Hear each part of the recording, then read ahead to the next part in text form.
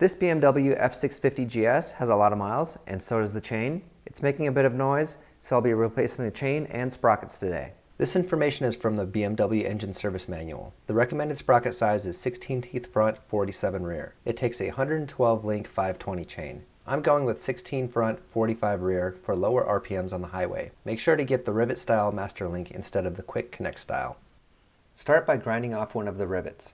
Use a high quality chain tool like the one made by RK Chains. Install the hollow cylinder shape adapter into the lower part of the tool. Align the chain tool over the pin and tighten it. Install the cutting pin into the tool. This will push the chain pin out. Loosen the chain tool and you can pull the chain off the motorcycle.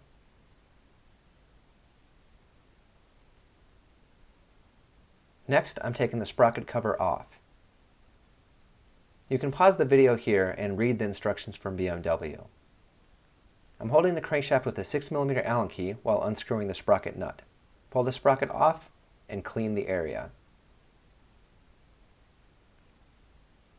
Grease will keep the new sprocket from getting stuck, and blue Loctite will prevent the nut from coming loose. Use a torque wrench and tighten to 140 Nm. Move to the back of the motorcycle and get that rear wheel off.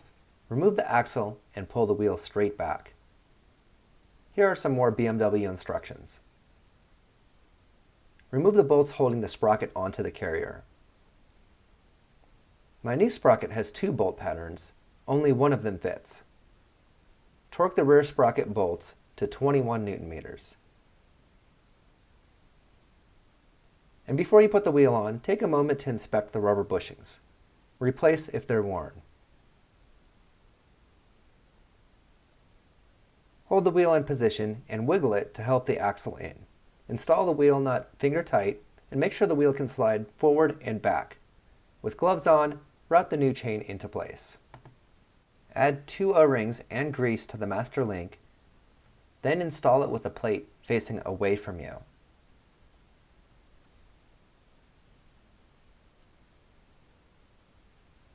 Add grease and 2 more O-rings.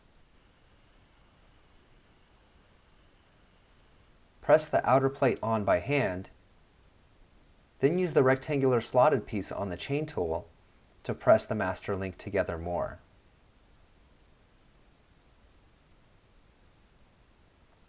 Notice the chain tool is centered on the link, not on a pin.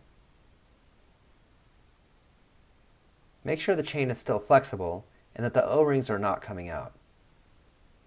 Next, install the concave piece into the bottom of the chain tool and the cone-shaped piece on top. That cone will flare the chain pin and make it wider as you tighten the tool. Flare both pins, then inspect the rivets. They should be wider than before and not deformed. Next, I will be setting the chain tension. Pull the chain all the way down, then all the way up, and measure the difference. Mine is too loose, so I need to move the rear wheel back. Pay attention to the numbers in the slots.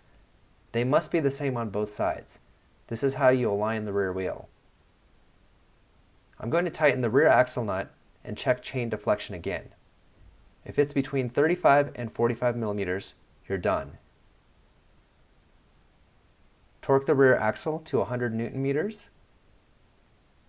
The tensioner caps on the BMW are horrible. If you tighten them more than 10 Nm, they will break. If you tighten them less than 10 Nm, they will get loose, hit the sprocket, and break.